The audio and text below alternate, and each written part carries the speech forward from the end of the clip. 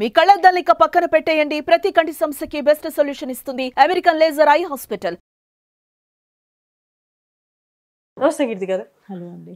లంగ్స్లో water ఎప్పటికీ చాలా ఏళ్ల ముందు కూడా అది పెద్ద సమస్య, ఇప్పటికీ పెద్ద సమస్య. అసలు అంటే దాని క్యూర్ లేదా? చాలామంది నాకు తెలిసిన వాళ్ళు కూడా నెమ్ము ఎక్కువయ్యి లంగ్స్లో చనిపోయారు అన్నది చాలా విన్నాను.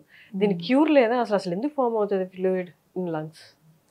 సో మీరు క్వశ్చన్లోనే మీరు అన్నారు నెమ్ము అన్నారు, లంగ్స్లో వాటర్ అన్నారు. రెండు అసలు టోటల్గా డిఫరెంట్ విషయాలు. చాలా మంది లంగ్స్లో వాటర్ తీసేసినట్టుగా నెమ్ము తీసేయమంటారు, which is not possible. First thing అదేంటి డిఫరెన్స్ అని చెప్తాను. సో లంగ్స్లో వాటర్కి ఒక 10 నుంచి 15 కారణాలు ఉంటాయన్నమాట. సో మనకి హార్ట్ ప్రాబ్లం ఉన్నా, కిడ్నీ ప్రాబ్లం ఉన్నా, లివర్లో ప్రాబ్లం ఉన్నా లంగ్స్లో వాటర్ వచ్చే ఛాన్స్ ఉంటుంది. అది రెండు లంగ్స్లో వస్తుంది జనరల్గా, బికాస్ ఫ్లూయిడ్ ఓవర్లోడ్ అయ్యి వచ్చే వాటర్ అనమాట అది. సో దానికి మనం ఇచ్చే ట్రీట్మెంట్ ఒక డిఫరెంట్గా ఉంటుంది. అదర్వైజ్ లంగ్లో ఏదైనా ఇన్ఫెక్షన్ ఉందనుకోండి, లైక్ ట్యూబర్క్యులోసిస్, న్యూమోనియా, దానివల్ల కూడా వచ్చే వాటర్ ఉంటుంది, ప్లూరల్ ఎఫ్యూజన్. దాంట్లో ఒక్కొక్కసారి చీమ్ కూడా వస్తుంది అనమాట. అది దానికి ఒక రకమైన ట్రీట్మెంట్ ఉంటుంది. ఇంకా మెయిన్ కాజెస్ ఏముంటాయంటే క్యాన్సర్. లంగ్ క్యాన్సర్లో కూడా ఒక రక్తం కలర్లో వస్తుంది, హెమరేజిక్ ప్లూరల్ ఎఫ్యూజన్ అంటారు. వేరే రకాల క్యాన్సర్స్లో కూడా లంగ్కి కనుక క్యాన్సర్ స్ప్రెడ్ అయితే హెమరేజిక్ ఎఫ్యూజన్ వచ్చే ఛాన్స్ ఉంటుంది. దాని ట్రీట్మెంట్ మళ్ళీ వేరేగా ఉంటుంది. ఇది లంగ్స్లో వాటర్ అనే దానికి ఇవి ఉంటాయి కారణాలు జనరల్గా. మీరు అనేది నెమ్ము ఆర్ స్ప్యూటమ్ లోపల ఒక మ్యూకస్ ప్లగ్స్, ఇవి వేరే.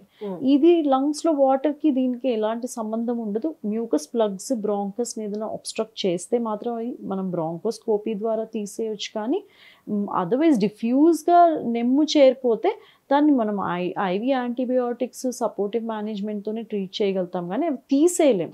బట్ లంగ్లో వాటర్ అనేది ఎట్లా ఫామ్ అవుతుంది అంటే, లంగ్ చుట్టూతో 2 లేయర్స్ ఉంటాయి. లంగ్లో నేను చెప్పినటువంటి ఏం కాజెస్ ఉన్నా ఆ 2 లేయర్స్ మధ్యలో వాటర్ వచ్చేస్తుంది అనమాట. ఆ వాటర్ వచ్చినప్పుడు ఏమవుతుంది, లంగ్ ఒక బెలూన్ లాంటిది. ఆ వాటర్ మొత్తము ఈ బెలూన్ని కంప్రెస్ చేసేస్తుంది. సో ఎయిర్ వెళ్ళడానికి ఇంకా లంగ్ టిష్యూ ఉండదు సరిగా.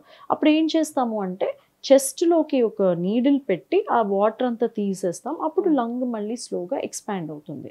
అప్పుడు మళ్ళీ వాళ్ళకి బ్రీతింగ్ డిఫికల్టీ అన్ని తగ్గుతాయి. So this is a different entity. Okay.